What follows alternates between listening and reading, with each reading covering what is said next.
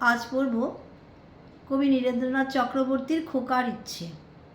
উঠতে বসতে বাবা হাঁকেন, বলবো তোকে কি আর, হতেই হবে তোকে দেশের মস্ত ইঞ্জিনিয়ার।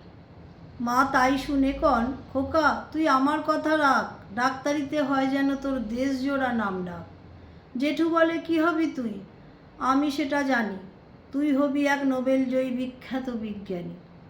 একই সঙ্গে সবাই বলেন অন্য কিছু নয়, এবার তোকে হতে হবে স্কুলে ফার্স্ট বয়।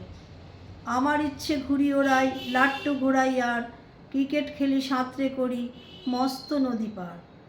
কিন্তু সেসব করতে গেলে সবাই আসেন তেরে, সবাই বলে মন্দে পড়ায় এক্ষুনি সব ছেড়ে। কি আর বলবো, এখন আমার অবস্থাটাই এই, লেখাপড়ায় দিন কেটে যায়, কিচ্ছু খেলা নেই।